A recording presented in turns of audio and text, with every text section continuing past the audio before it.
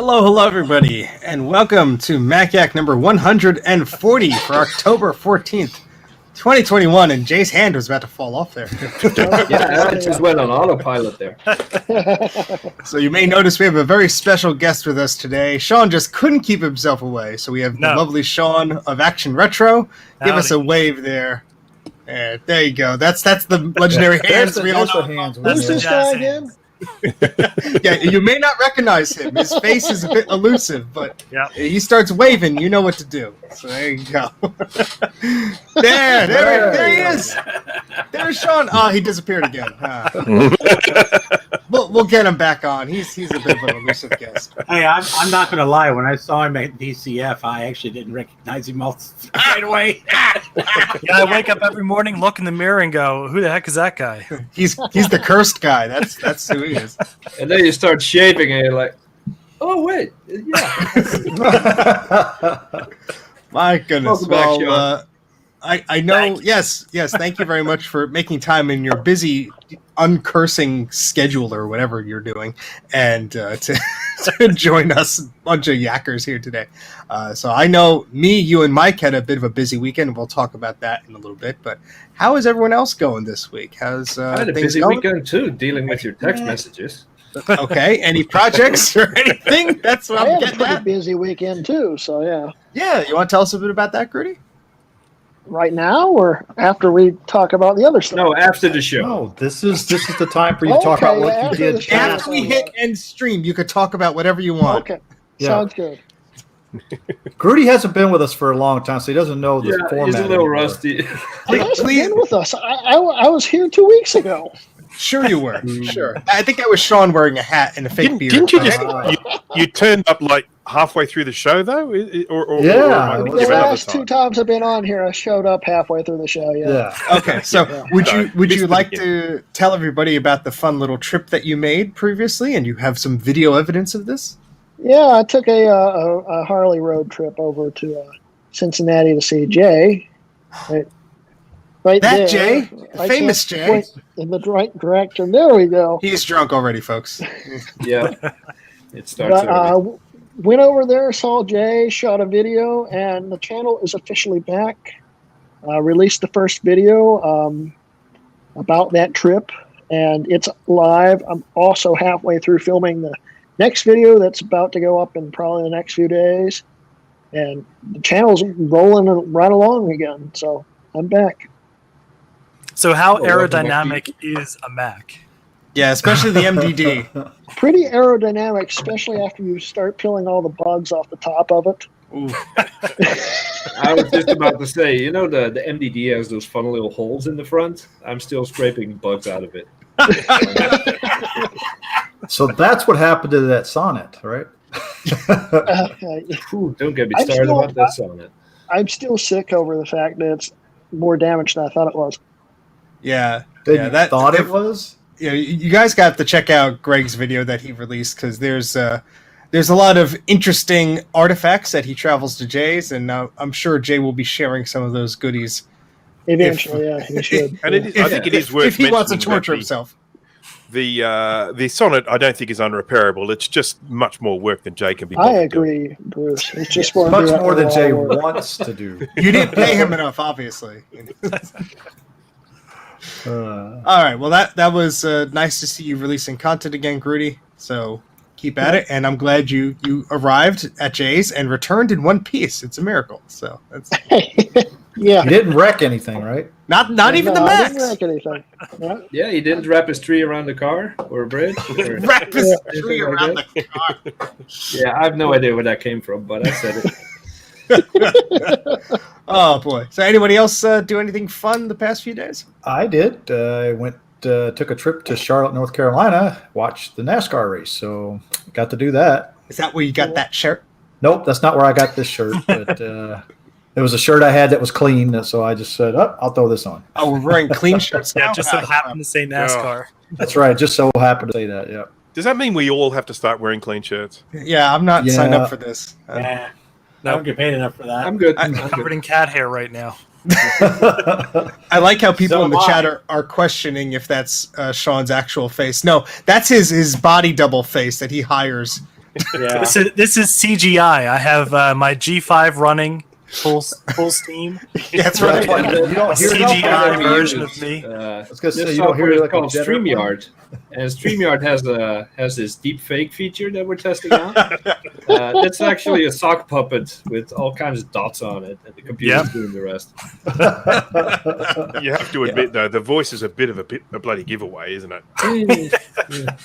Yeah, he had people coming up at VCF being like, "I know your voice from somewhere." Yeah. So, Well, if they would Yeah, have but watched totally the normal. Magjack show that he was on before, they would have known his face. well, that's the problem. People don't watch us because we're not I goofy know. enough. I guess we have to Well, just keep doing I it. have my face in a couple old videos, so you got to go way back to the beginning and just watch them all, and then Yep. Oh, I you'll guess I find it missed there those. too. Yeah, I've seen All right. So, anything else that anybody did that we want to say before we move on to our news?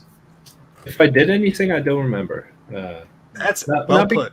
I wasn't drunk or anything, but the days are kind of blending together now. So. Well, speaking of blending together and scamming people, sure, that's a segue. There are scammers that are abusing the Apple Developer Program, and apparently what they are doing is they are making apps that look like popular messaging or cryptocurrency apps, and they're basically putting a spin on people who are very lonely and desperate for attention by other individuals who they may fancy. And so these people are, persuading them to, hey, let's chat. And then all of a sudden, hey, you should invest in this crypto thing. And people, of course, get swept away by this. I'm sure Ken has perked right up. Yeah. Yeah, Ken Yeah. just perked Yeah. right up because he heard Yeah, we got the scam. scam man in chat. Yeah, man. I have to shared actually- the link. I have to I mention shared the link to something. the article. All right, I have to hold make- on. Let So Bruce say. I just wanted to quickly mention something. I was actually on Ken's channel the other day, watching a video about a scam product, and the ad for that product came up during the video. I thought, now that is product placement. That's Yeah. impressive. I think that's happened more than once when I've watched his videos. Like you'll see like the knockoff of whatever he's showing. Yeah. Like not in particular that like one, but like a similar one. It's so silly. But yeah, It was the magic USB charger that unlocks the power of your iPhone. It was that one. the one that makes Apple your dares iPhone- not sell you. That's the one with all the secret people, that used to work at Apple that are now, The sort 10 of engineers revealing all that these left secrets. Yeah. So Oh god, I can't remember. Oh, It was a Bolt or something. Bolt. I can't remember. Yeah, Yeah. look at Ken's comment here. He says a scam ad actually used his Scam Buster episode in their own advertisement. Now that's Wow. Shameless. promotion. Yeah. You know you've made it big when that happens. Well, what's funny is that guess what? Ken's getting paid for that ad for him to talk about that ad. Good point. So we all have to just switch to doing scam busting episodes because apparently Yeah, that's yeah. the bread and butter. Yeah. Screw the Macs. All right, so yeah, GT put the link there in the chat. Essentially, there are these people who are doing fraudulent apps and using social engineering to grab people's attention and steal their monies. So bad. Do not do the thing and avoid Yes. those. So, speaking of Ken, we had a video premiere that Ken did of his iMac prototype follow-up. So I'm going to put this on the screen here. I should have remembered a second ago. But essentially, Ken did a video a little while back where he had a rare prototype iMac G3 that he had purchased. And the cool thing about this machine is it has a lot of similarities to the shipping model, except a lot of the visuals. So you'll see the clear case of the machine is actually more clear. It's not as frosted as the retail model, and it's very, very slick looking. And of course, I make an appearance. There I go. So go watch Ken's video. It's a blast. We troubleshoot the heck out of this machine. I'm not going to spoil it, but we had a lot of fun. I think we shot like 10 or 12 hours of footage. We were there all day. It was insane. But I had a blast. Thank you, Ken, for inviting me over for that. Go to the Computer Clan, check out that video, and see what it's all about. The cool thing about watching it is I had the big iMac on the desk the whole time. I couldn't see Ken's expressions or his face really. So I'm watching him and going, oh, okay, there's the guy I was like sitting right next to, but I couldn't see him the entire time. So that prototype has an ADB connector on it. Is that correct? it does. It has a floppy connector, has an ADB connector, has a soft power switch, and then there's a mystery jumper that has 2 pins and a mystery jumper that has 4 pins. And who knows what the heck they are for. But yeah, we were, it was one of those things where, we're tinkering around and one of us say, hey, let's try this. And it takes like 2 hours to like set up exactly what we want to shoot. And you press record on the camera and then it doesn't do the thing. And it's like, okay, now what do we do? I gotta say though, I like the G5 episode better because there was an actual explosion. I was hoping for some fire, some flames. But. So you're saying that we should break the rare prototype next time? Yes, and then send it to me so I can.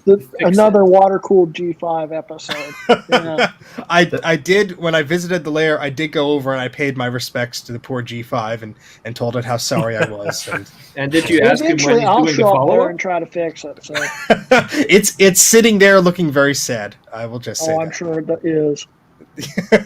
yes, he did talk about that at the VCF Midwest panel. Ken is saying in the chat, but that was a lot of fun. Go check out the video. I hopefully helped diagnose what the heck is going on with that thing, and you'll probably see a lot more of that machine. Let's just say that. Okay. All right, cool. So, anything else in the news before we want to move on to topics? Nope. All right, cool. So, Jay, it sounded like your microphone went poopy there for a second. So just heads up. Yep, there it goes. Yep. All right. Stop it. No. Good. Jeez. All right, cool. So we talk about beige stuff and Jay just blows a circuit there. So a few of us visited VCF East this past weekend. That includes myself, Sean of Action Retro, Mike of Mike's Mac Shack, and we all decided for whatever reason to have tables with junk on display to show people our insane attraction to these weird devices and machines. So I brought a few things, and so what I'm going to do is I'm going to just talk a little bit about what I brought and showed off. Sean, you could do the same, and Mike, you could do the same, and then I think Mike has a little clip he wants to play, and then we could sort of talk, I guess. I was just going to scroll through it as we talked about it. Oh, you could do that too. That's fine. If they want to watch the whole thing, you can go to my channel and watch it. Yeah, so Mike released a great video of a walkthrough of VCF East, and so if anybody was not able to attend, or you're on the other side of the country and there was no way you could attend, and you have the fear of missing out, well, go watch Mike's video. Pretty much sums up everything that was there, and it's really cool just to see all the things that are happening at the show. So, yep, there we go. And so one of the things that I brought to the show was the PowerMac G3 blue and white, and you could kind of see that footage. Nah, that's all right. It's just the one with the Voodoo 5 card in. And then to the right of that, I had the Clone Tower, which is next to the iMac there in the frame. And above that is a thermal printer, which I had a QuickTake 200 plugged into. So it was a very clunky Game Boy camera-esque setup where I was taking people's pictures and putting them out, and it actually worked okay. It was like the only thing during the show that worked flawlessly, that was not a computer, So, Sean will get into that in a little bit. But, that was what I decided to bring, and I had a blast. So what did you bring, Mike? So I brought the prototype iMac, because nobody ever gets to see it except for in the background of when I do Mac Yak. So I brought my prototype iMac to hook up to Sean's Action Mud server. And I also had, some other games that you guys could play, that anybody could play on if they wanted to. And I also brought along my, I don't think there's a picture of it here, but I also had my IBM P70 with me. Oh yeah. There's that Sean guy again. There he is. Because the original IBM PC was one of the topics at the show. They were celebrating, I believe it was 40 years of the original IBM PC. So I brought my PS2 because it's the oldest IBM PC I owned. So, I showed that off on Sunday. And it's always cool to see that thing up and running. And Sean was nice enough to have this wonderful banner made. That was a surprise. That was cool. Yeah. Is my microphone working? Yes. Yes. Yes. Okay. Mike, is that the one with the orange display? Yes. Okay. It was like a plasma something or other, isn't it? Yeah, it's got a gas plasma display. Yeah. Nice. So Yeah, it you really actually- looks nice in person. you'll see another variation of it here later. So, but there's Sean. Of course, he had all of his wonderful goodies with him. Sean, do you So- want to tell us what you brought? Oh, There's his there's P7. the IBM. It's not turned on, or it's probably sleeping there. But yeah, I had it sitting there on this wobbly ass table. So Because Sean's cursed Macs took up some of my table, so we had to improvise. But Can I just ask a really quick question? sure. yeah, That clone that's there, is that the one you found on the junk pile when you That got the all-in-one? That's correct. So Okay, that's the excellent. Empower APS branded PowerPC 604E clone at 240 megahertz, and it was And I running have to flawlessly. yeah. Is it a coincidence that you got the little color stripe lined up with That the, was a pure coincidence. That's, I never noticed that. That is pretty damn cool. yeah.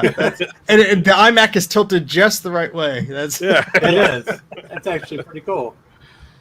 So now we can go to Sean, and Sean can show off what he has here. Yeah. So one of the themes of VCF East this year was text adventures, which was pretty cool because one of my earliest computing kind of memories that got me really into computing is playing on MUDs. And if you're not familiar, a MUD is a multi-user text adventure, kind of Dungeons and Dragons hack and slash-esque. And as a kid, I used to play them all the time. So I thought this was a perfect chance to break out the Quadra running AUX and compiled an old 90s MUD on it with some modifications to make it more like the MUD I played as a kid. And then we hooked up as many of our Macs as we could to them. So I brought the cursed Mac now in its clear case with slot loading CD-ROM drive. And it was kind of funny because people didn't first notice it was the cursed Mac because the video came out the day of VCF, the first day.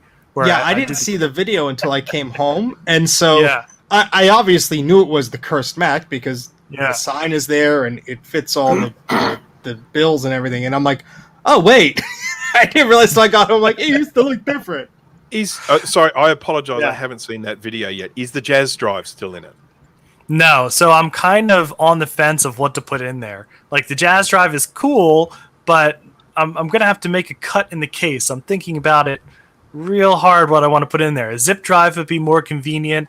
I could put in one of those super floppy drives just because that's, I don't know, that's Now, more fun. What you have to do is you have to build a clear footprint for this thing, and then have like those old PC drives where it was like a removable drive bay with a handle. You got to get a clear case and like a lock, and like you could have whatever SCSI drive you shove in there. Nice. Super drive. You could put in a Jazz drive, a Ditto drive, a Zip drive, Zip 250. Sky's the limit.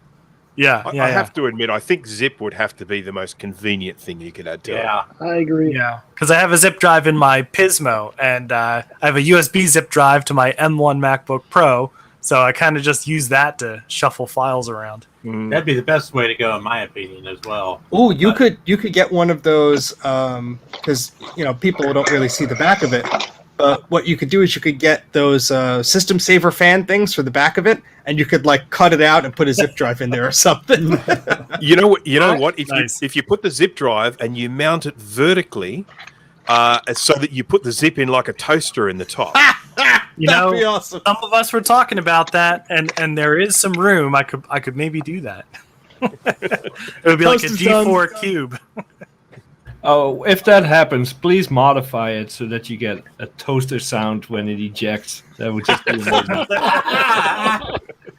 So can Nice. we explain that it's very, very difficult to see, but there. So Sean I have to show off Sean's Apple logo on the cursed Mac. It's the mark of the devil. It's upside down with a crack, which I felt was extremely appropriate for this particular computer. Oh, Nice. Going Yeah, I forward, made these but little stands with the original specs of the machine, and then the all the upgrades that went in there, and put the logo of the company that made the machine up top. And yeah, I tried to just put the regular Apple logo. I don't know what happened when I printed it out. It looked like that.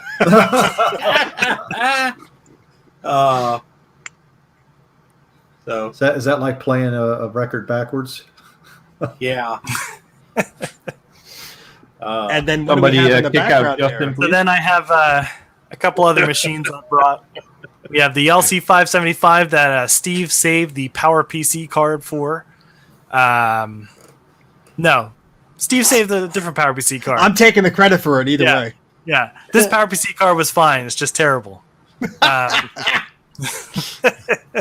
It is And then I have terrible. the G4 Cube, the 2 gigahertz cube, and the Power Computing, which unfortunately didn't make it quite through the whole show due to my own stupidity, because I tried to install Leopard on it during the show, and nope, decided didn't like the video card anymore. Yeah, I get a text message from Sean at like, what was it, like 10 p.m. like the night before the second day of the show. Do you have a Leopard disc? And I'm like, huh? Yeah, so we were able to rescue it a little bit by putting the machine, taking it apart, putting it upside down so I could access the cards, putting Worked in fine upside down. a Macintosh, specific video card that Steve had, a Rage 128. I like was that, but packing then up and thinking maybe I should bring this card, and I'm glad I did. So we had it running just upside down for a while, running Minecraft. With a 128. Oh, so I was able to boot it back because we couldn't unplug it because then it would forget about the new video card. So it has something in there, a 256 megabyte something. It was the red one, the biggest and baddest PCI video card you could get, the one that you have in your X server. 9200. Yeah, that one. Yeah. The one designed for the X server, for whatever the reason was that they made it. But yeah, that was funny. you had quite a crowd around you, just cheering you on as this thing was like running and stable. Then it would panic, and then you'd step on the power strip, and the thing would turn off, and you'd have to redo the convoluted steps that you just did for like 20 minutes to get it up and running again. And I kept stepping on the power cord. Well, there's a question from Mike there. I have no idea why there were so many machines running Windows at the show. That was just something that those particular people chose to do. They just wanted to make those Macs be sad. That's all. That's yeah. There was actually a variety of machines running Windows. They had everything from an Apple II all the way up to a Mac Lisa or an XL. So were those Acorn. Macs identifying as PCs? No, they had those Macs were crying. That's what they were, because they had a what was it, an LC, I think, on one side. Then there was an Acorn in the middle, and then they had a Lisa or Macintosh XL on the right. That was a 2CI, actually. A 2CI, whatever it was. They had a bunch of these machines in the middle, and then they were all running some type of soft PC emulator. And the Macintosh XL was actually running it pretty quick. He was like, "It's too quick." Windows 2, I think. Yeah, it was pretty funny. And there was actually a lot of other stuff that I've never seen before. Mike's video goes into in depth of the whole room of IBM stuff that was there. That was really neat. Huge plasma displays. There was something for everybody there. There was Next cubes and all sorts of cool stuff. But Sean's power computing actually did serve a purpose when it was running. Somebody he wanted to try to dump the firmware off of my prototype G5, and he actually found out that yes, it is definitely a prototype firmware in that thing. It has a lot of features in it that your normal Mac firmware wouldn't have. But he was attempting to dump the firmware onto Sean's power computing here over Ethernet by telnetting into open firmware on my iMac. It was a disaster, to say the least. So he was unable to do it there, but we are still going to try to do it. That was some real deal hacker stuff going on. Yeah, the guy was doing stuff I would never understand. I can tell you that for a fact. Yeah, I mean that was sort of the vibe of the show. Just people messing with machines, making them Yeah. do stuff they shouldn't normally do. Oh yeah, I mean it was definitely a show thing. Trust me, because I mean hacking into a prototype iMac, running open firmware over Ethernet using a power computing clone that's been upgraded way beyond its normal capabilities over Telnet. Yeah, that is just some serious next level hackery right there. I mean, it doesn't get any crazier than that. It was cool as hell. So you're saying that's why the power computing clone exploded? Probably. good Well, he wanted to leave it possibility. running overnight. Glad we didn't do that. We probably would have burnt the building down. Yeah. Oh gosh. So Oh, there's Here's that another- beatbox. Yeah, that was cool. I was here's another so one. jealous. Yeah, I know. That is That's cool. That's a cool machine. I've never seen one. This is the first one I ever saw in person. I saw pictures of them. I remember when they were in advertisements and everything. But yeah, I never. This is a real B box. What they built like 500 of them, I think. So this is actually a rare computer. Oh yeah, Yeah, Very. yeah. So it has a Power PC processor in there. yeah. What's the story with the LED lights on the front there? Well, They they are- will, depending on the configuration, they will show the CPU usage of Okay. what's going on. This is a dual processor model. excellent. I think you could also configure it to display other things, maybe like network activity, but I may be confusing that with the I Exos. love it. I love it. Yeah, if you press play just to see it in action, Mike, real quick, it's really neat. Yeah, there you go. Cool. I think he has the CPU activity because here's the processor monitor, the CPU monitor. So, and the BOS is very similar to Next Step.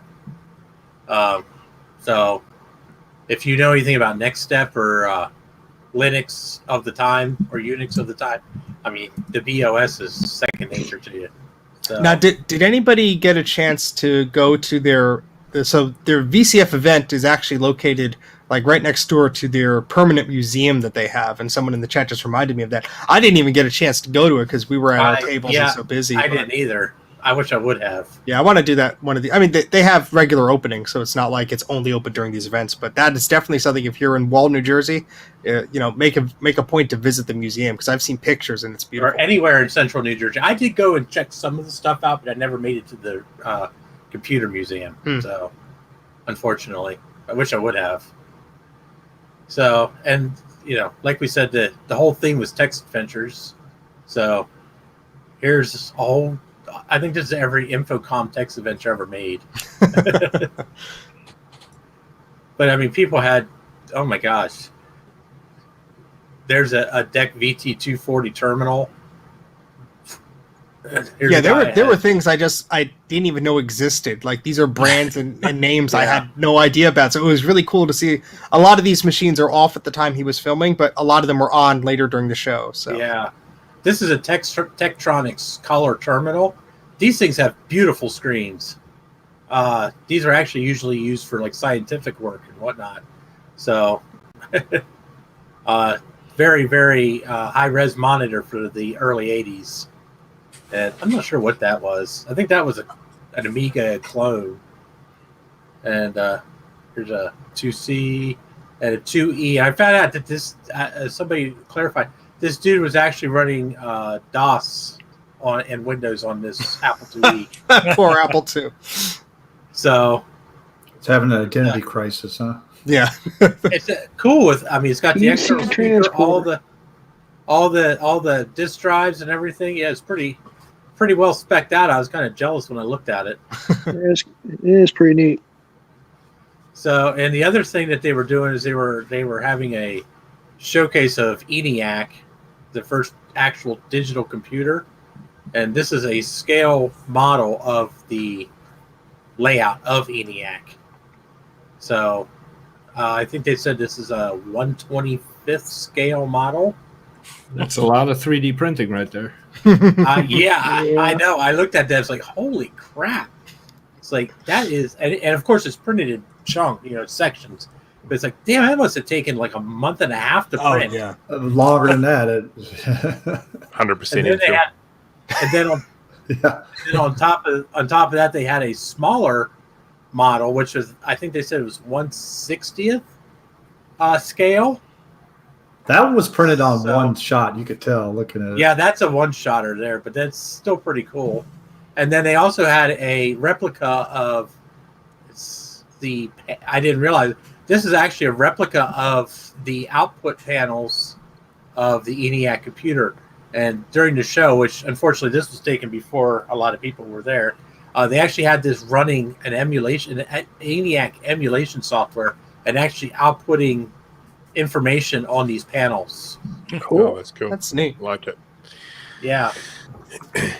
Yeah, so the theme was text adventures, but they were not strict. If you wanted to show off something being cool or whatever, you could have your machines on display. There were people selling things. This was an Apple III and Apple II set up for text adventures. They were displaying various things throughout the show.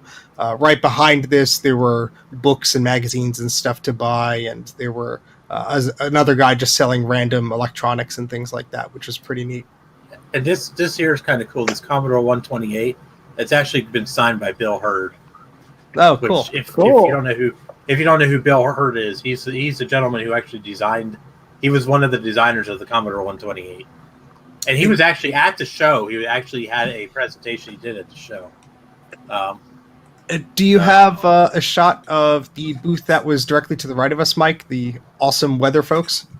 Oh yeah, that's all the way back at the beginning, at the very, very beginning. Because I didn't think about actually like videotaping Oh, there you go. the whole thing, but here's a nice still. This was actually kind of cool. Yeah, so This was my favorite exhibit. Steve and Sean can explain it better than I can. I'll let Sean do it. Weather Channel. Yeah. Good explanation.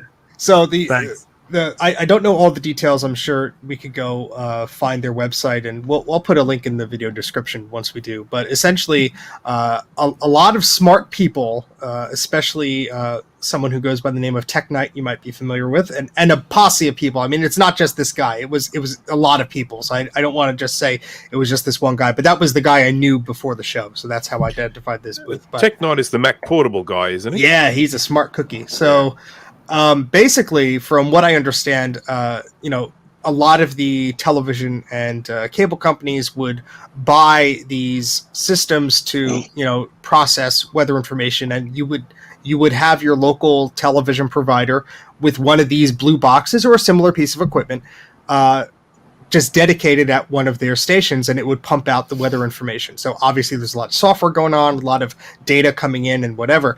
And so these smart people reverse engineered a heck of a lot of stuff. And yes, Dana, Tech Knight was there, and I have a picture with him. And reverse engineered stuff from the ROM, from the boards, from anything that they get their hands on, and basically recreated these weather system displays. And you could actually download an emulator, thanks to a lot of their efforts, and run this on a Mac or a PC. Just put in your town, you could configure the graphics, you could configure a lot of the music and all this cool stuff, and run your own mini weather type station. So a lot of the equipment they had was original, and then they had some modern things that they were showing off there. But it was like sometimes it's just a big blue box, and inside was like an SGI workstation that was just hiding in there. So were they getting their information from like the weather satellites and stuff, or was it just from other weather sources, like coming in text wise? I think it was coming in text wise, because one of the feeds in the middle was showing like all the raw data. I think that's what that middle one is. Again, I don't know all the details, but it was fascinating to watch. That's what this one here is. I would just like to point out that if you look at the handles on those boxes, it's just another proof that Apple hasn't innovated in a very long time. Well, the reason why I was saying that, Steve, is because I know on a ham radio we actually can pull down. There's stuff out there where you can actually pull down the actual weather satellite images, that you see, because those are actually transmitted in the clear, and you can actually pull those down and look at them. Yeah, I know that because of obviously the things that have changed, and the way the signals are generated and all this stuff. This guy on the Mac Plus was running Zork using a Mac Plus, and he had a zip drive that was booting it. That was really cool. He had a Asante mini Ethernet to SCSI adapter plugged into that. But yeah, the weather stuff was insane. That was really neat. It was really cool just to be next to them and hearing the smooth jazz music the whole time. So we were all joking that we would only return to VCF East next year if we were next to them, so we could just groove the whole time. So did you guys pick anything up cool at they had a consignment area so you could buy things. That wasn't the whole point of the show. Obviously the show was to show off things, and Mike has an excellent video that you could watch in full length to see all the things that was on display. But there was a consignment area, and it started so the show was on Saturday and Sunday, but there were talks on Friday, and I guess the consignment area sort of started unofficially on Friday. It was the first time they were doing a few different things here for this event.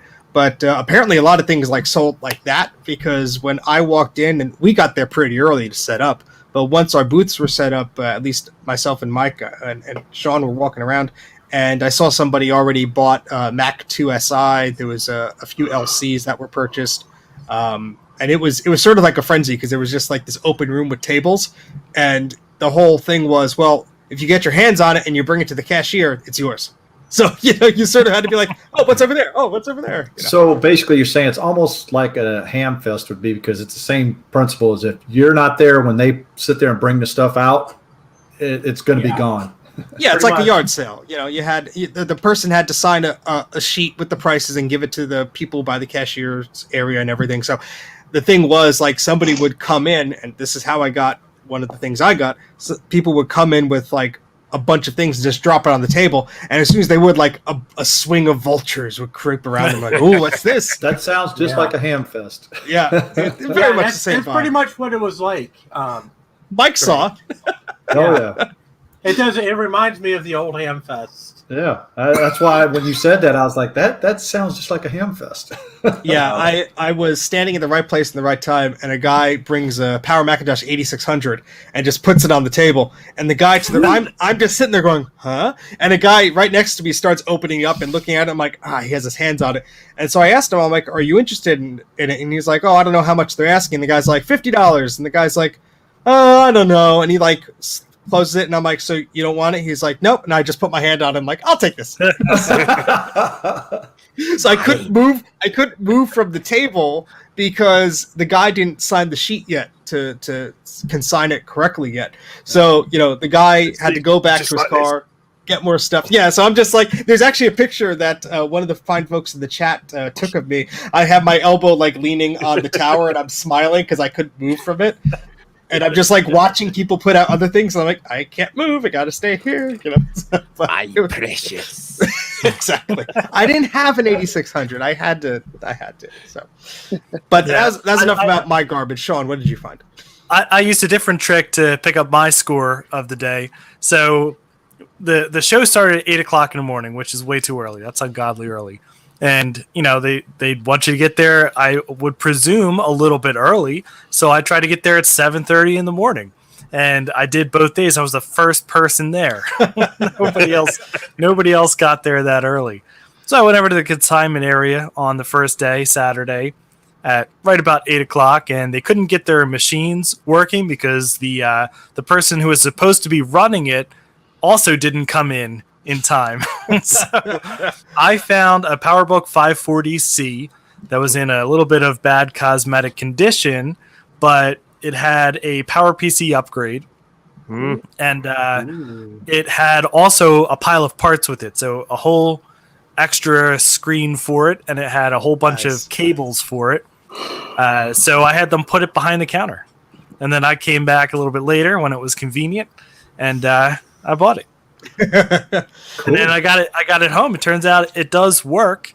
It has an 88 megahertz 603E in there, and it has maxed out RAM at a nice 36 megabytes. See, that's on the have to find my 540C is the PowerPC upgrade. Yeah, you're probably better off just blind buying parts ones and hoping it has the upgrade in there. Yeah, that's sort of how you have to do it. You have to get there early, like Sean did, to find the best things available. I mean, it's not like there wasn't stuff after that.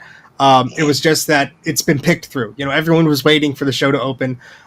There was probably 24 Apple II floppy drives when the show first opened, and by the end there was like 2 left.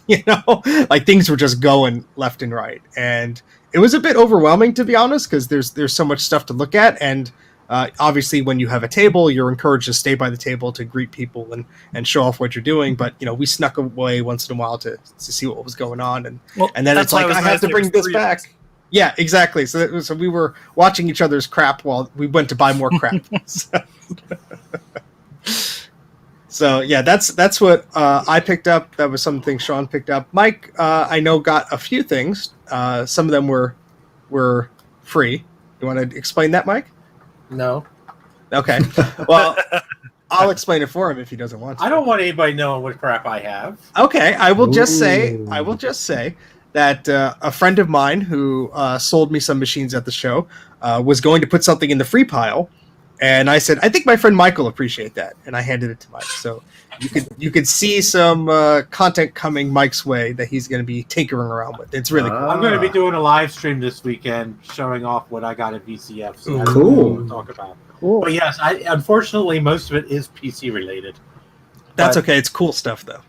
I actually did not get a single Mac related item at the show, which is surprising. Almost. Oh. If he was, he would have been devoured by everybody. Kate. Plus, his stuff probably would have never sold. So He wouldn't sell things. He would just hoard them. But yeah. that's probably what he would have done. He probably would have been like having about 10 people there putting hands on stuff to hold it, right? Yeah. Pay a bunch of goons to do his dirty work for him. But anyway, the show. He was probably already there Friday morning. He camped out. So I had an absolute blast at the show. This was my first VCF proper event that wasn't a yard sale. It was my first time hosting like a table of stuff. I'm used to like whizzing around the room, running around real quick, trying to buy crap. So I was sort of grounded, which I guess is good because I didn't buy as much crap as I should. So I'm sure your wife appreciated that. Sure she did. We'll just say that. But yeah, so any questions you guys have on the event? Anything else you guys wanted to add? Because I've been just rambling on about VCF East for a while.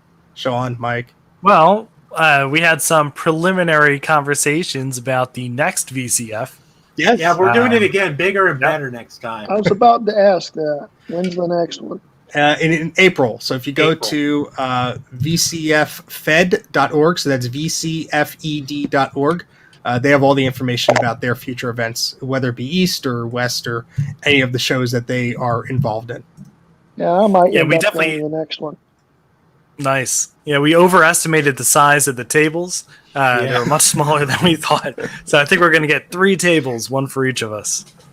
Yeah, Sean had his curse creeping on mine, and that's I think why his clone died, because my computers were just working too well, and they just bounced back. Ken is So getting Well, ready luckily, for Steve table brought stuff. some tables from home. yes, I brought extra Yeah. tables.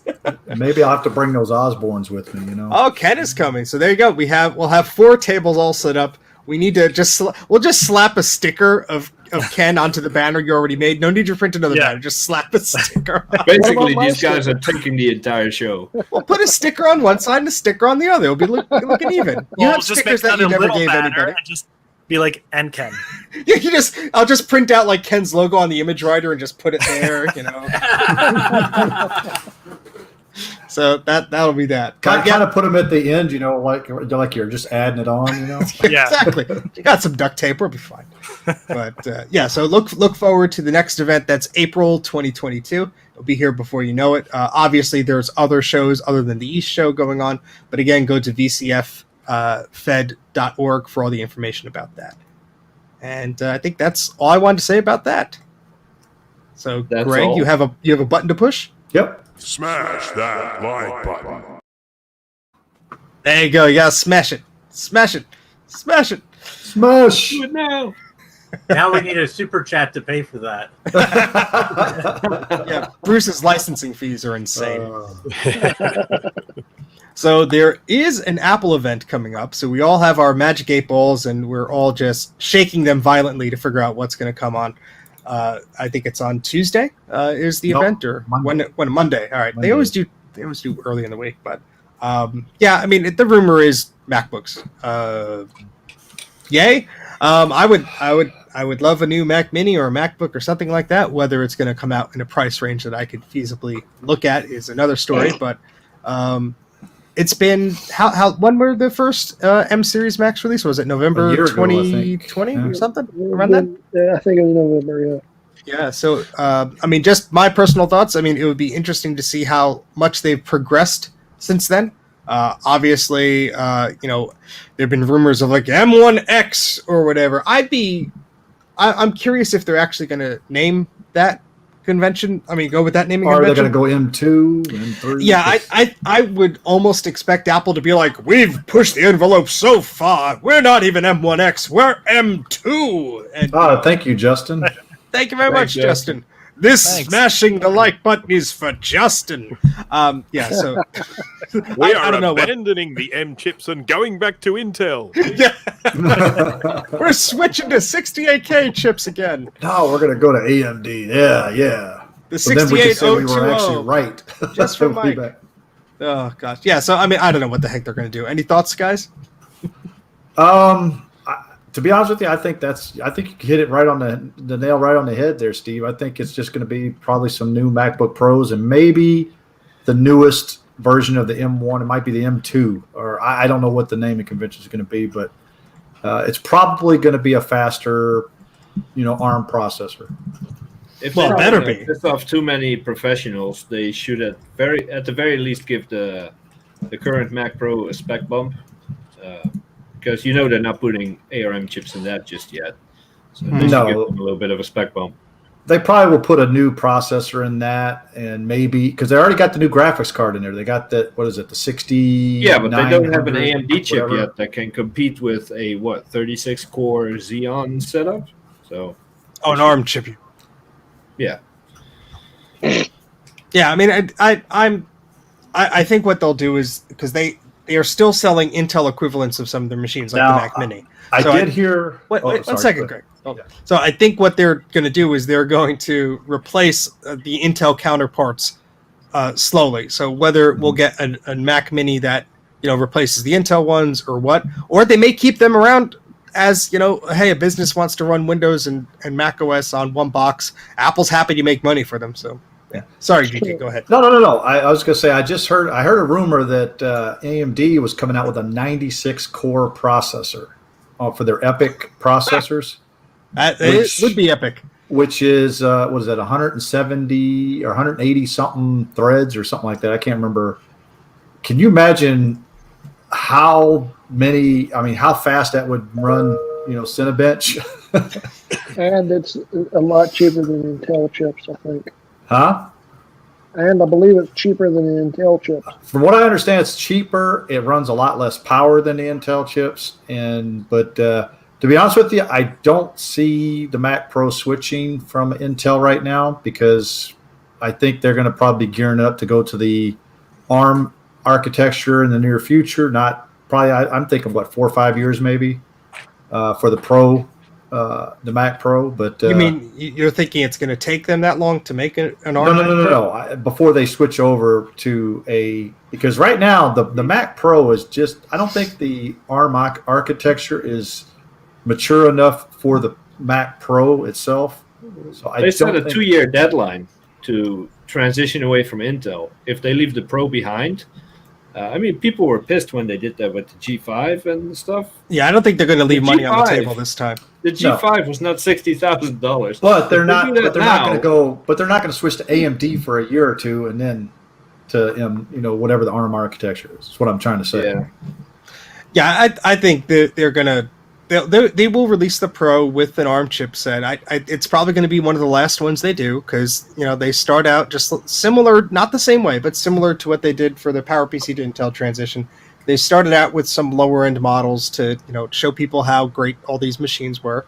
And honestly, I think the performance improvements are a bit more dramatic than they were the previous time around. I mean, I for one was impressed for the Intel change, and just based on some brief in-person demos at the Apple Store and some specs and talking to people who have these machines, they've been very impressed with them. So I'm excited to not get a Revision A product. I want to wait a little bit, but I think that the Mac's future is bright, which is exciting for once. So, quick Yeah. question: who has not upgraded to iOS 15 yet? I have not. I was kind of forced to.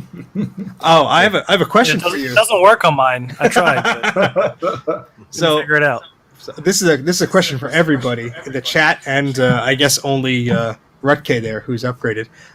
In iOS 15, I've noticed if I'm opening a map application and I turn my phone upside down because like I'm charging and I don't want the charger cable to like dig into the cup holder of my car, the map doesn't rotate anymore. So either the OS is bugged up or my phone's accelerometer is broken. So try that out and see what happens. Have you tried using that other map? I tried all the map apps. I tried Apple Maps, Google Maps, and it doesn't. Flip. And Safari too. If because it used to be in Safari, if you go to the window, and you have it, and then you turn it, yeah, it'll turn, but it won't go upside down. Mine's It not just going stays. upside down on 14. Yeah, you're I'm checking. it's definitely not. Well, you have to make sure the rotation doing lock is that. off. No, Yeah, it no is upside off. down for me either. I can Okay. go sideways, but when I go See? upside down, Yeah, all right, that's a bug report then, because Thanks, man. I would always have it in my car like this, with the cable going up, and it would be upside down, which is great because I need to look at the map while the phone is charging. but So. this was 14 though. I mean, that's. I not mean, doing, yeah. it worked on my 8, so I don't know. The only difference is of the hardware and the OS version, so I'm just assuming it's one of the two. But that was an aside. Well, it could be because it has the notch and everything. It doesn't want to switch it all the way around. I don't. it's Yeah, I possible. don't know. That might, like I said, it might be a Might be hardware onto thing. something there. Yeah. I'm just used to it because, like I said, every time I would drive the car, the Lightning connector would be facing up on my iPhone Well, 8. So The reason why I say Mike that, should blame be the able to notch. confirm that. the reason why I say that because in the notch versions you have the time on one side and then your Yeah. signal strength on the other side. So if you did it upside down, there's no notch up here for it to put that. Yeah, So, we'll blame the notch. Yeah, that would be very annoying if it's just because of the stupid notch. yeah. When you said 8, I was like, yeah, because that doesn't have a notch. So I am not buying a $50 MagSafe adapter. No, thank you. All right. Anyway. well, technically you don't. Actually, if you use it for your car, they actually make a Q charger for your car that you can actually put it in and yeah, but I like plugging into the USB because then the audio goes in and everything. So, Yeah. You're true. Anyway, let's move on from yammering about my personal complaints. I apologize. So, any other thoughts about what magic beans are going to be pulled out of Apple's hat next week? No, I think I'm excited for the hardware, even though I'm not gonna get any of it anytime soon. I'm just worried because the keynote, the presentations themselves have been kind of lacking the last 2 or 3 Oh, come keynotes. on. I'm looking forward to the cheesy acting. It's great. No, it was horrible. Oh, So I mean, I think they've lost some of their. I think they've lost some of their charm because it's not live anymore. I think. I think when it was live, it was a lot better. But now that they're scripting everything and it's all pre-recorded, it's kind of like. But see, that's perfect for Apple. They want to control everything, and if they don't have to do a live event, everything could go perfectly to plan. They could do as many takes as somebody saying Yep. something as they want, Mhm. and it fits perfectly to their brand. But Now, it was- I will agree with you. There's something about not having the audience there or not having. Now, of course, half the auditorium is filled up of Apple employees and engineers cheering whenever their product is talked about. So you get that reaction, etc. But you do lose a little something. But I do like their cheesy presentations to a degree. So I like what Ken says: a return of HDMI and MagSafe. So I wish they would bring back MagSafe. That's the Oh, biggest don't we thing. all? But That's what. yeah, they that's have what been we are hearing. they have so. been hinting at that for a few weeks. they or- have been. but is it going to be like the MagSafe on the phone where You're going to have to stick lift it the on the back, You're gonna lift the laptop up and put it under. Yeah. And then it's Yeah. going to have to be like. or you You're stick it now to the gonna back have to of where buy. the screen is. You're gonna you have know? to buy an Apple desk where anywhere you put your phone or your headphones or your Mac, it'll charge. Oh, I just thought of a video idea that I can't say out loud because these smart people will steal it Actually, from me there's before I a get off my ass video and out do there it. I've seen where somebody actually did that, put Q chargers in their desk and stuff, and where he could put his phone like right there on the desk and it would charge. And It's a great idea if you never want to have kids. Yeah. Awesome idea. Ow!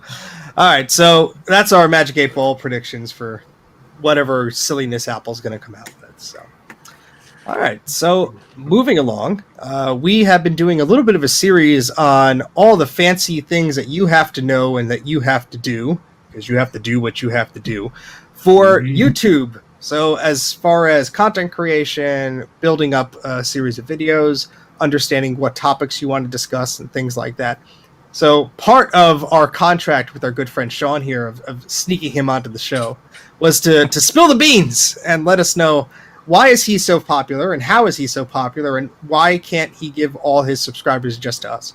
But more seriously, we want to hear some questions from you guys in the chat. Obviously, if you have any YouTube questions, based on anything that we may have left out in our, 6 or 7 part discussion on like YouTube. Which I'm sure Sean watched every minute. Of course, he I said he took did. notes. So just start basically here. Obviously, Sean has a successful YouTube channel, Action Retro, and I'm sure he's learned a lot through his trials and tribulations of waving his hands around in a very energetic fashion. So, Sean, do you have any thoughts just in general on how you sort of started with YouTube, and maybe you want to talk a little bit about some of the things that surprised you about it? The whole thing surprised me. Good answer. Yeah. Yeah. Well, seriously, like when I first started, it was kind of just right at the beginning of all the lockdown stuff, and I just was tinkering around with computers. I was inspired by a lot of other YouTubers, especially some of them are here today. So I've been a Hrutk Mods viewer for a long time, and I've watched Steve. I've watched your videos for a long time before I started posting videos. And, like LGR and stuff like that. Draga One. Yeah. Sean, at least you use a tripod. Grudy doesn't.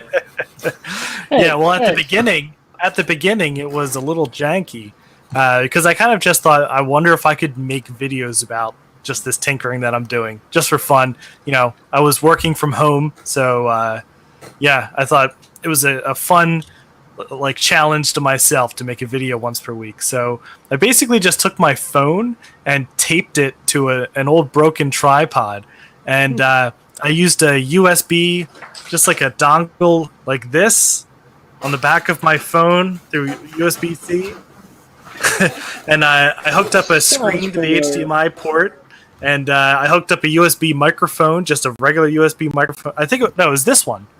I just hooked it up to my phone, and it worked. And I just made some videos like that. So I guess the first advice is you could just start making videos from whatever you have laying around. The most important thing is to just do it. So you're saying you use some of Ken's conversion technology then? Yeah. I still have it right here. Didn't you once tape a charger to the back of yours to stream with us? Yeah, when I first joined MacYak, my iPhone only had the lightning port, so I thought I had to wear headphones, which I did. So I put headphones in, I plugged the lightning connector into the phone, but I'm like, oh, it's going to drain the battery so quick because we're on FaceTime. So what did I do? I took the wireless charger and I shoved it onto a tripod and I duct taped the whole thing. And by the end of because we used to do longer shows, we used to do 2-hour plus shows. By the end of the show, the tape got so warm that the phone just fell off of the tripod. But it was charged, so there you go. And it worked. Nice. Sorry, Sean, back to you. Nice. Yeah, so, it was kind of one thing I think I did intentionally that was successful was looking for topic ideas at the very beginning. So one of the things I would do is search Google for videos, like video topics I was interested in, like how to install something via USB, like Leopard via USB or something. And if the video that was the top ranked video was very old, I would make an updated version. So I did a couple videos like that, and I found I got a lot of traffic from Google for doing that. So I tried to, using a microphone gives it good audio quality, which is really important for a video. So I got some traffic in that way. But then, honestly, I kind of just got lucky, too. So I found the cursed Mac on Craigslist and brought it home and just made a video about it. Like I had a different video planned for that day, and I just scrapped that and made a video about the cursed Mac, and it kind of took off. And I think that's still, the highest like spike I've ever had in traffic to my videos.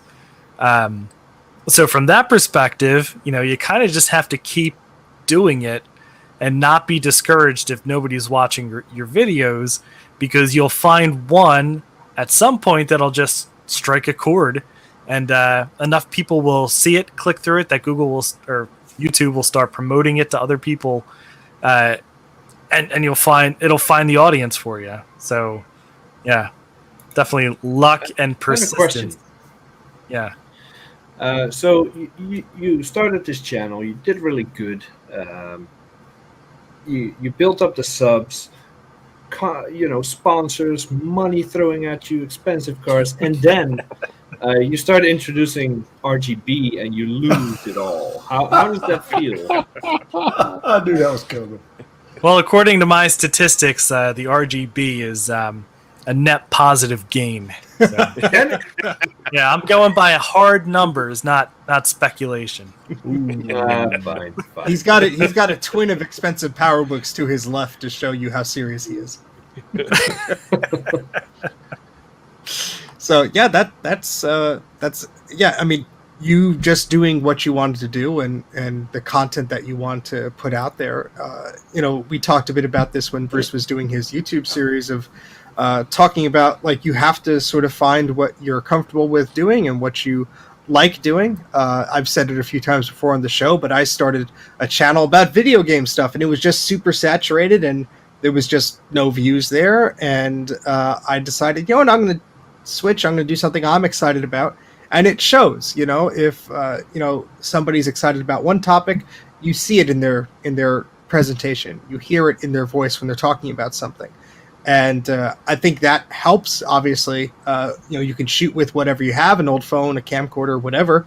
The more fancy you get, the better the presentation is, etc. Like you said, a good microphone is always good to have. And then something Bruce said in one of these segments a while ago was find something kind of unique and kind of double down on it, right? So I started off with just my hands in the screen, because this room that I'm sitting in is tiny. Absolutely, it's like the size of a closet. And I had no idea what I was buying when I bought my first camera and lens, except that I knew it could sync to a CRT, but I just kind of guessed for the lens, right? So the lens is too tight for this room, so I can't physically get in frame with the computers. The camera is literally as far against the wall as possible.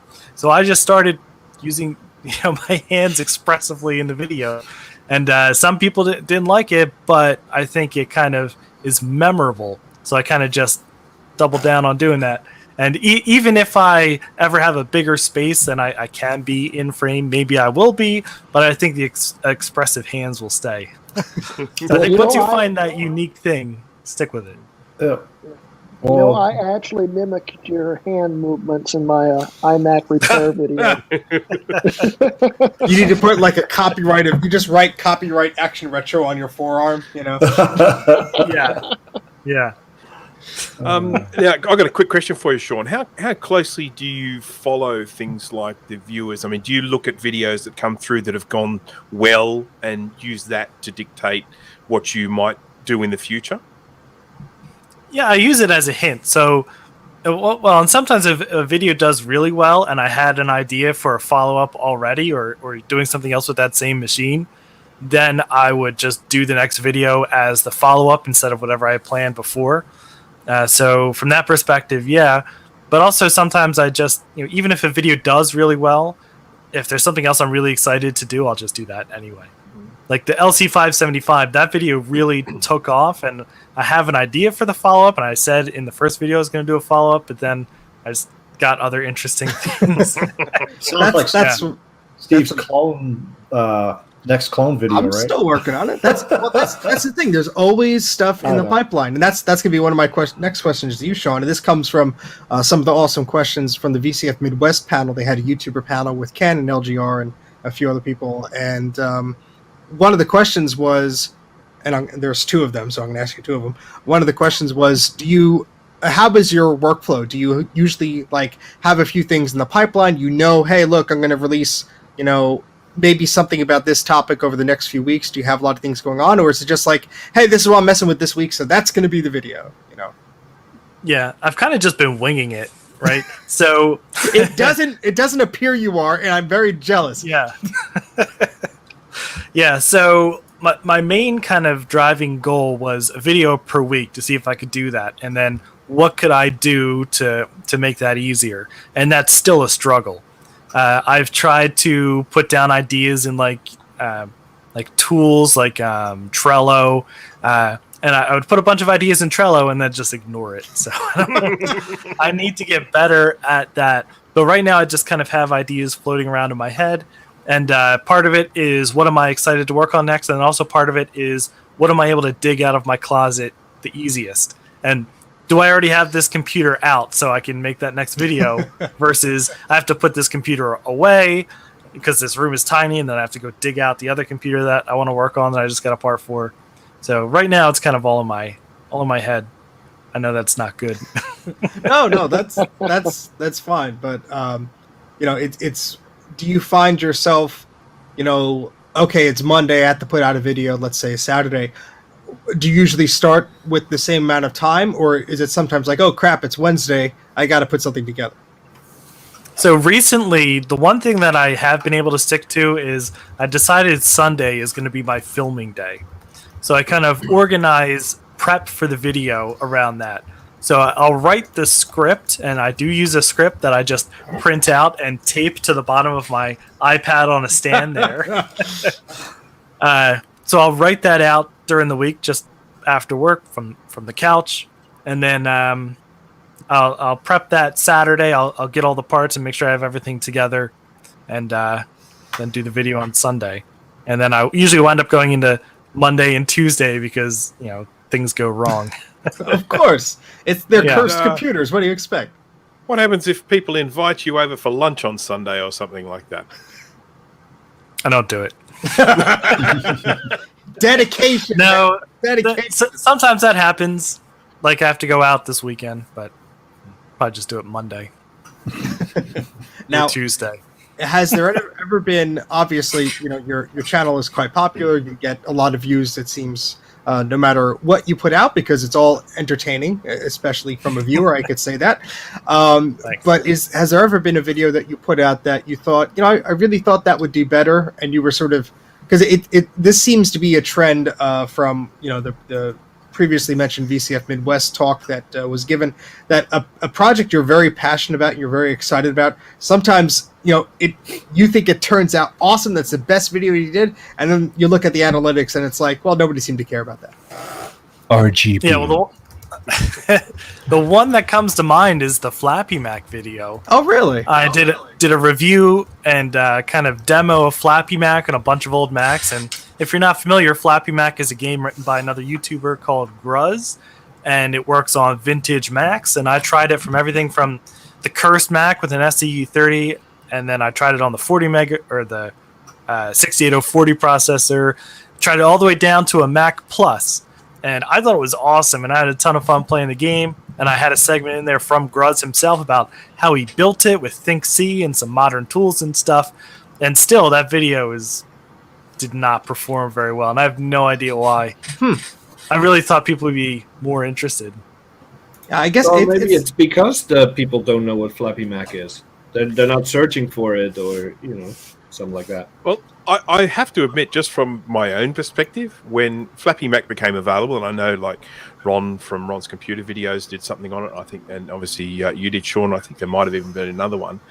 I remember essentially just being like, ho-hum. I mean, I like the fact that it's happening.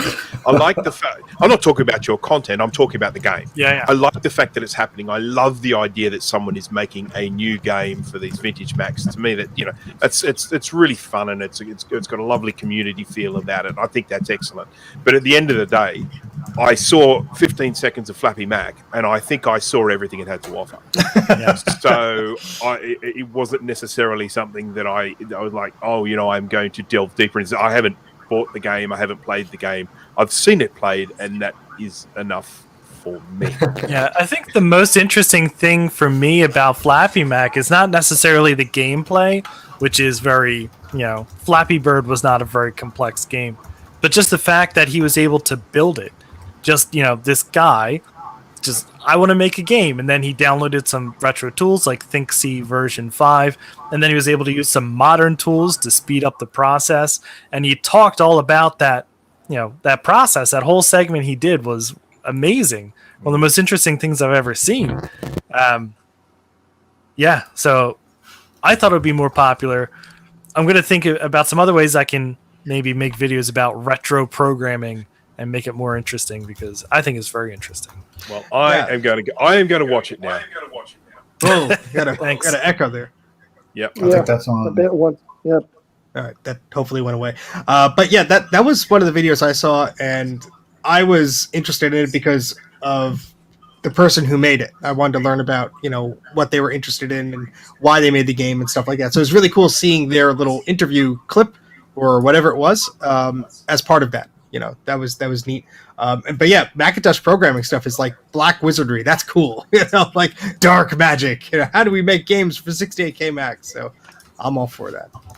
I should actually just mention this is something just kind of on the same idea, is that someone I know recently released an application that works on certainly System 7. I haven't tried it on System 6. It might go even further back, but it is a utility designed to allow people to download files via HTTP without the need for a web browser.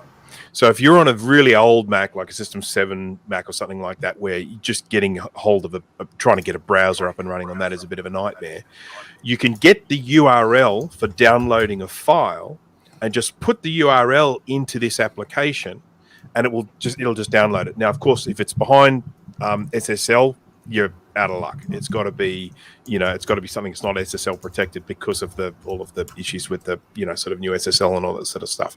But this is a new application that has just been made within the last few weeks, designed for people on vintage Macs that want to download it. And I'll get the details and make them available. But that's something that's just come out quite recently as well, and as a practical application. Yeah, so anybody in the chat have any questions for the lovely Sean here? Feel free to shove them in there. I have one while we're waiting, unless someone else has. No, please. Go for it. So one of the things that I've noticed on your videos, Sean, is the fact that at in some of the intros you have some sponsorship there. You have in-video advertising. Obviously, PCBWay is one of the ones that you've done, and then I think you've done some for some others as well. I can't remember. Yep. Can you just talk us through the process of how something like that ends up eventuating? Yes, that was really interesting and also unexpected. They all reached out to me. So I think that they have some way of monitoring YouTube through some tools. And I know there's stuff out there like Social Blade, which kind of monitors all YouTube accounts with videos and talks about their subscribers and their views and stuff. And I think they're much more interested in the number of views and the number of subscribers that you have. So I think once you start hitting certain thresholds, they reach out and just want to sponsor you. So once you hit their threshold, something pops up on somebody's computer somewhere, and yeah. So it's very interesting. They contact you and they say, "All right, we're interested in forming a partnership or something like that." What do they give you? Do they give you like a marketing kit or something like that with a bunch of logos and a script of what to say? Is that the sort of thing you can expect? So it's been a bit of a mix. PCBWay was the first one that reached out, and they just said, do whatever you want. It has to be at least this long in the video, and that was really the only requirement. They basically say whatever you want about PCBWay. We don't care. Use our logos. And that even if you said it was bad? Well, I probably could, but I don't know if they would renew the contract. Yeah, I was going to say that. Yeah. So they gave me kind of free reign. a lot of the other ones and some of the ones that you see very often on YouTube, on lots of videos, they'll give a kit and it has some logos, some requirements. They'll have some required talking points and they'll have suggested talking points. So they'll be like, we want to tell people about how our software does X, Y, and Z. So can you make sure you mention that our software can do this and this. But it's up to you how you want to say it, how you want to phrase it, what you want to show on the video. Sometimes they'll be more specific, like we definitely want you to use screen capture of our software or something, but none of them ever give you a script that you have to just read. And then the other interesting thing now is that I get like a lot of these. So I must pop up on these softwares that monitor YouTubers a lot. So I actually turn down a lot of them at this point. Because there are a lot of just random things that come through. Like, hey, we have this, set of floaties on Amazon. Like, do you want to feature these in your video or something? That's the only ones I ever get. That's why I still sponsor. Yeah. Why aren't you jumping on that, Grudy? Come on. Put them on your dog. Put them in the pool. There you go. See? That's actually something that I think is actually quite interesting about the idea of doing these paid ads. So, whoever it is that might contact you, you include this part of that video. Now, that video is something that's going to have playback for years to come, and that ad is now locked in there. That ad is now a part of your video forevermore. Does that concern you at all? Do you have any issues with that? Yeah, definitely. That's why I've been selective with the ones that I pick. And I only pick ones that I either have some personal or professional experience with. And also I try to pick ones that are only going to be like relevant to people who work in IT or people who are interested in computers or something related to my content. So I wouldn't advertise a pair of swim trunks or floaties or some of the weird crap. Damn. Yeah. Well, I have a quick question too there. I know you can't tell us how much you make from them, but how do they pay you? Is it based on views or, something like that? There's a couple different methods that they've used. So some of them do like kind of tiers of views. Like if your video, like the base is this much, if your video hits this level, we give you an extra this much. And there'll be a couple levels you can go up. Some of them, most of them were just a flat rate. Like, hey, we'll give you X amount of dollars. A lot of them also come through and they'll say, hey, what would you charge for this? And those are the hardest because, when I first started getting those, I had no idea. $1 million. Yeah. So I would just, troll Reddit. Like there's some good Reddits, like partnered YouTube on Reddit is a good one to ask questions. They have a Discord, which is nice. And they'll give you some formulas you can use to estimate it. There's also like Social Blue Book is a tool that you can use to estimate what you should charge. One thing I haven't been doing very well is negotiating. So the ones that say, hey, will you take this much? And if it seems okay, I'll say, yeah. And probably I should not just say yeah to whatever they say. You could book me as your negotiator. I will have a hard bargain for you as long as I get my cut. Steve's like 70-30. Worse than the App Store. Yeah. Yep. Yeah, but it's kind of funny. I think of it like it's a funnel straight from these sponsors to eBay. Yeah, that's dangerous because then it's like, hey, look, I could buy a new lens or lighting. Nope, eBay. Well, no, look, it's I always see that as much as possible money that I make from the channel, or I try and funnel back in to the channel. Whatever I get, I try and invest back into the channel. I think that's a good way of doing it. Whether it be buying some equipment or whether it be buying cameras or microphones, or whether it's getting some computers to work on or that sort of thing. I actually think that's a fairly clever way of doing it. Yeah, thanks to these sponsorships, I would not have been able to get like the Carrera 040 clone for the cursed Mac. Never would have been able to get that. Or the 2 gigahertz processor for the Cube. I mean, those were very expensive. And, they're handmade just by a person. Like, I'm not going to try to wheel and deal with somebody and negotiate down their hard handiwork. With these kind of give incredible it time. things. You'll get to it. Yeah. So fortunately, with some of these sponsorships, I'm able to just, take the money from whatever sponsor and just hand it over to some guy in Germany to mail me a Carrera 040. Do you regret any sponsorships? You don't have to name names, but did you put any ads into your video where you think, I wish that wasn't there? No, I almost did one that I would have regretted very early on. Somebody selling an Amazon, like just a tablet on Amazon, like an Android tablet. And I thought at the time, like, hey, I could do a fun video. Like, I'm going to try to, Mini VMac is available for Android, but it has some issues. So I was going to go in and make a new version of Mini VMac and fix some of the issues with newer versions of Android. But I got the tablet that they sent me, and it was just garbage. It's like, no way I'm promoting this thing. Oh, dear. Oh, that's good. So have we had any questions in the chat? I think Steve has one more. Yeah, if there's none in the chat, one of the question that I had was if time and money were not anything to hold you back, and even if it's not computer related, let's say you had an idea, you had a passion project for a video or something that you wanted to show off on, let's say, your channel or another channel, what would you do a video about, a series about, or whatever? It doesn't matter if it's something that anybody else would find interesting. What would you do? So I would probably do it on a different channel. I would make a different channel. There's an idea I have, and if anybody wants to steal it, go ahead. But maybe someday I'll do it. Well, you don't have to get in specifics. I'm just saying, is there a topic? No. I also like cars, right? But I'm not good with cars. I know how things. Neither in is cars work. Rukke, but that didn't stop him. Hey. Yeah.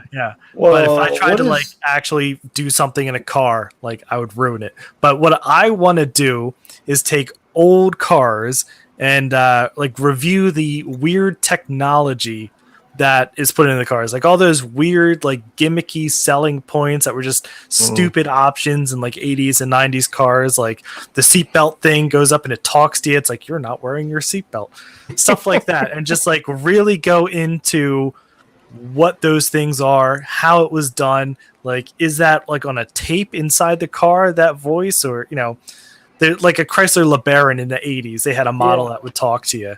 So where is that? Is that a microchip? Is it? I bet it's magnetic tape somewhere hidden in the car. So I want to take it apart and find it. I would love to do that as a channel.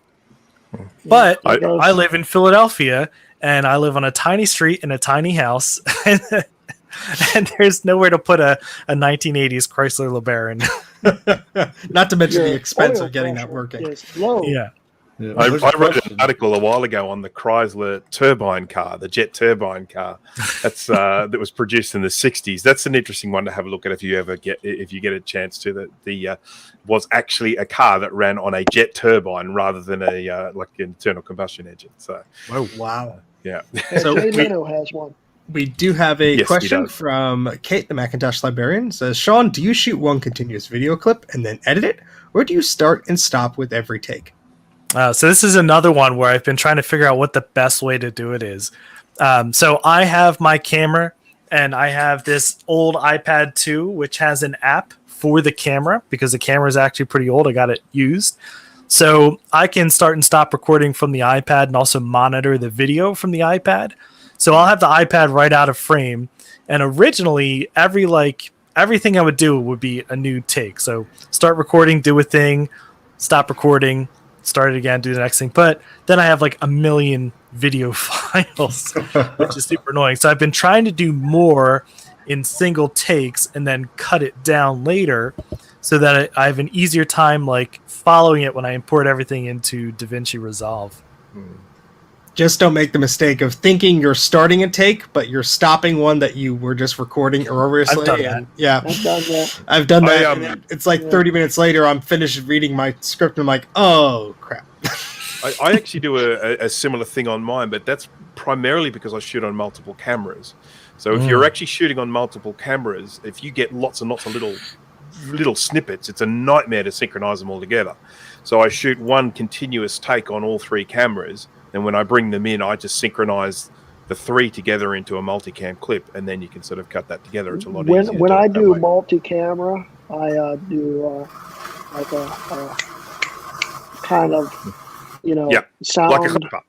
Like a clapper. clip. Yeah, like the clappers like on a that they clapper. use on videos. Yeah. Sync them all together and then edit them all at the same time. Yeah, that's the way to go. The one thing is that with Final Cut Pro 10, it has a multicam option where you select three clips, and it will actually computer analyze the audio and line them up automatically perfectly. Really, I didn't know that. Yeah, it's. I should do a video on that, shouldn't I? Yeah. And it's brilliant. It's because it just takes all of that out of it. You don't need to worry about doing a clapper or anything. Sorry, What is that again? it's a multicam clip. It's a feature built into Final Cut Pro 10. You get your three clips, you bring them in, you select all three, and then you just right click on it and say make multicam clip. And one of the options is synchronize using audio, and then it will just create this single clip. And then when you edit it, you can just flick between. Okay, now we go to this camera, now we go to that camera, now we go to that camera, and you just do a mark at whatever location. It just flips and it comes up as a single clip in the line there, and then you just choose which clip you want for which bit. You can either swap audio with each clip, or you can lock it into only one audio track. So Well, here I am just, syncing everything manually in Final Cut for the last 3 or 4 years. I'll send you a good video on it. Well, Ken is saying in the chat that this one called Plural Eyes also does something like that. It is a subscription thing that costs $100 a month. So I guess if that's worth it to you, maybe. Yeah. We do have a question here. We do have a question here from Christopher Bourne. He says, what wireless microphone do you use? Assuming it's wireless, maybe it's wired. Yeah. Well, so two-part answer. One, the microphone I use is a Countryman E6OW5T2SL, which, hold on, I'll show you. That's easy to remember. Yeah. I just looked that up. That's not a cheap microphone. Yes, that was a sponsorship money purchase, but yeah, it's one of these over the year deals. So I do all the recording through this. It looks like a Louis Rossman microphone. Voice. Yeah, well, that was the kind of inspiration. So he lists in his videos the one he uses, which is extremely expensive, like thousands. So this is in the hundreds. But it was a real fight to figure out how to do audio. Because originally I was just, again, hooking this up to my cell phone and tripping over it and trying to get it out of frame and stuff. So I did a lot of research. I tried lav mics. I tried the Rode Wireless Go's, which worked pretty well, but I just wasn't quite. I didn't like how my voice sounded. Were you using a lav mic with that, or were you using the mic built into the Wireless Go? Just out of curiosity. I tried both. Yeah, I tried a separate lav mic and the mic in the Wireless Go. The Wireless Go mic actually sounded the best, but just something about what it did to my voice I didn't like. And then as far as the wireless thing goes, it's not wireless. The hardest thing I fight during my videos is tripping over this thing. As you can see, it's already tangled around all these lights, and as I pull it, it's just dragging them around in this tiny room. So I do want to figure out a better thing to do, but right now it's just a thick wire tripping me the whole time. I mean, to be honest, I use the Wireless Go. I've got the Wireless Go 2, which gives me 2 transmitters and 1 receiver. And the only reason why I like that is because I can have one charging while the other one's in use. So if I'm just going to go do a live stream, I know I've always got one that's fully charged. But what I really want to do is I want to get an over-the-ear mic like that will plug in to the Wireless Go and allow me to have the microphone a lot closer to the mouth. Because a lav mic is designed to be around about that distance away from the mouth, and it's very good at picking it up. But because of that, it will also pick up other noise around you quite well. But with the mics that they have right here near the mouth, they're designed to really only pick up audio very close to them. And then it's consistent. That was the biggest thing with the lav mic too is, I'm like contorting around, like leaning over this table trying to fix stuff, so the volume would be all over the place, and that was a nightmare. That was my biggest problem with them. Well, thank you, Sean, for sharing some of your magical YouTube secrets. Did I see another question in chat somewhere? No, I think that was it. Do I pre-write my scripts? Yes. Yeah, Christopher Moore. Yeah, and then I I print them out and tape them to the bottom of that iPad, right there, and that's my teleprompter. Well, I guess seeing as you're not filming your face, it doesn't matter where you're looking when you're doing it, so you can be looking up there. Yeah. So another plus.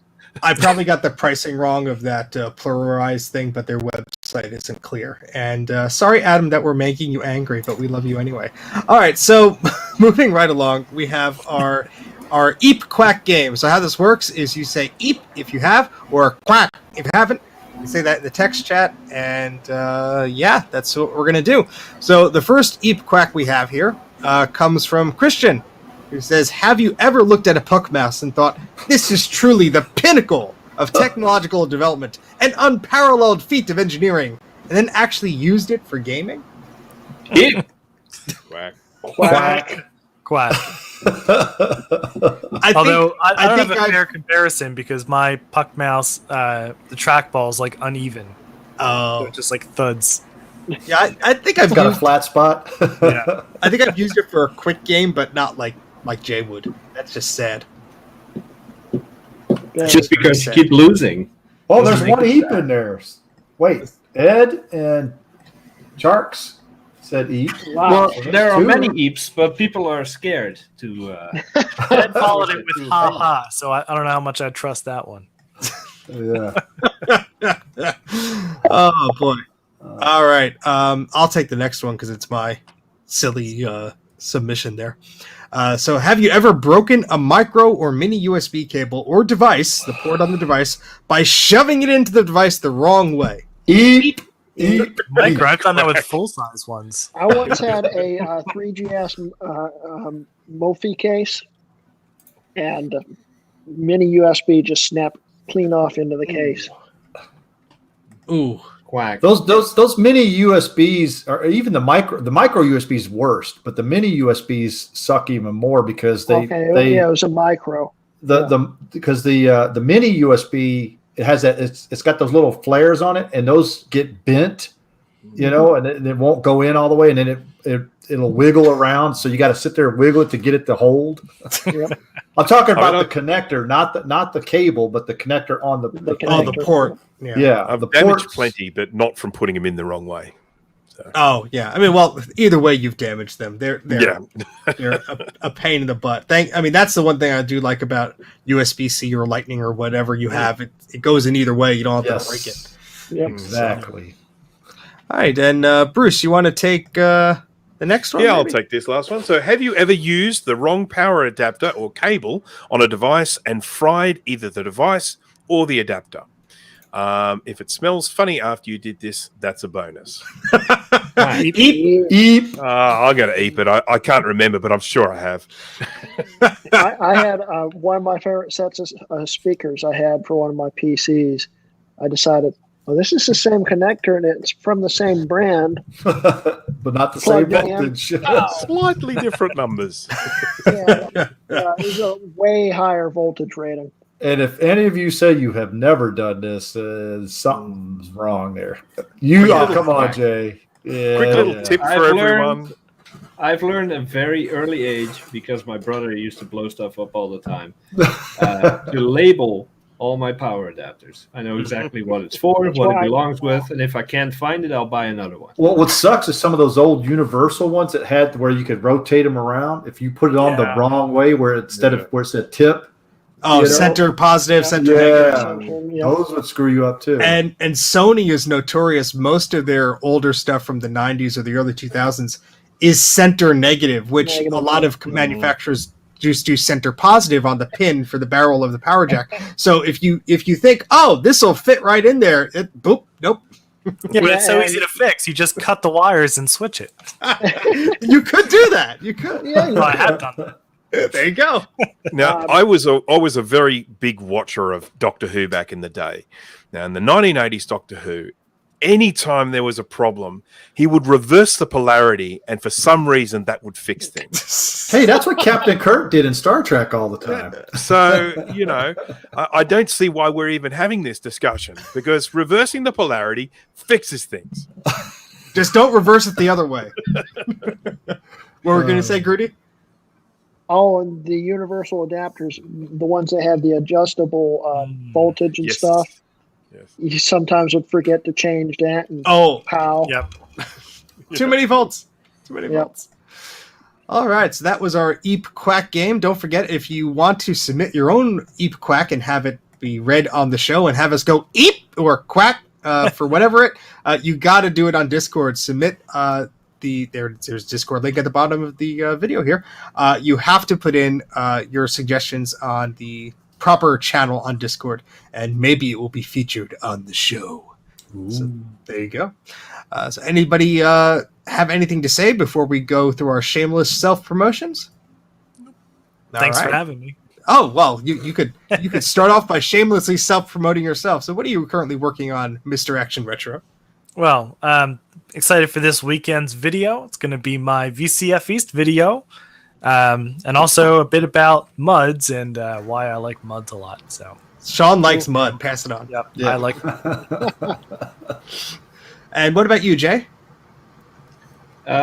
Nothing that I will be streaming, because I figured people are probably bored of it. But I have 6 more boards that need to be scraped, recapped, and tested. So I'll be working on that. That's some ASMR scraping. That's quality content, guys. Got to jump on it. Yeah, maybe in combination with some backyard footage. It's always a hit.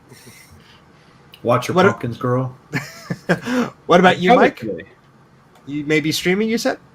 Yeah, I'm going to stream on Saturday, probably Ooh. around 4 or 5 o'clock. Thank you. Nice. Ooh. Share some stuff off and maybe repair something. Ooh. Or attempt to repair something. If you have to get out the iHammer Pro, it's a good stream. So there you go. Well, it's always a possibility. You never know with me. Oh, boy. All right. What about you, Bruce? You working on anything? I will be doing a live stream this weekend. I'm not exactly sure what day. It won't particularly be a long one, but it'll just be, sort of more of the same. I want to try and spend some time working on pre-recorded content. Should also just quickly mention that we, the Maciac group, are cooking up something new, which we will probably talk about on the show next week. So we'll announce that. But we are currently cooking up something a bit interesting. And there's also Just going a to be little a surprise A gumbo. appearance next week from someone. From someone. We don't even know yet. It's going to be somebody. Oh, we know who, but it's going to be Oh. a surprise. It's Prada. That's who it is. There he is. But, all right. Greg Rucke, are you working on anything?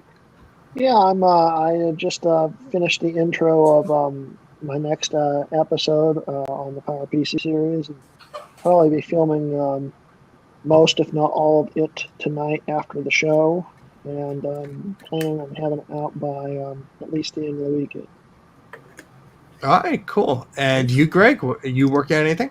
Not particularly at the moment. I need to get some more ham radio stuff done, but I just haven't gotten into my ham radio stuff lately. So I need to start getting back into that again and do some videos on that stuff with Max, of course. I have a great idea for you. You buy a ham, you buy a radio, and then you buy an Apple. And like the whole video, like the thumbnail and everything, it looks like it's going to be a legit video, but somebody clicks on it, it's literally you playing with a ham and an apple. It's going to do great. You should totally. He's just eating a ham, playing with a radio. That's $1 million idea. That's It's a genius. pretty good So one, now yeah. Steve's going to do it. See? I'm actually going to be away for a few days, so my channel will be a bit dormant. But Ken released a video that I'm featured in, so that'll do whatever for a while. I was thinking of trying to stream today, but that's probably not going to happen. So Yes, it is. Come on. I got a pack. I leave tomorrow and I have a pack, so that's fun. Every time you have to go somewhere, you do not pack until No. an hour before you leave No. the house. What are you, my wife? So- Stop yelling at me. That's That sounds like me and my wife. We pack at the last minute. well. I had to run around and bring various animals to various places today, so it was so much fun. But that's enough about my shenanigans. Anybody else have anything they want to plug before we sign off here? And while I yammer on about Discord and such, get the thingy ready for the fancy closeout so it doesn't just abruptly end. Somebody. Yep, I'm ready whenever All right, we cool. say bye. All right, so go to our website, mac-yak.com. There's a bunch of good content on there. Articles are updated whenever the heck we feel like. Join our Discord so you could bother us with your best quack questions, and we'll bother you sometimes next week as a cattail goes by Bruce's face. So that's about it for now. Thank you guys for watching, and we'll see you next time. Bye, everybody. Bye. Bye-bye.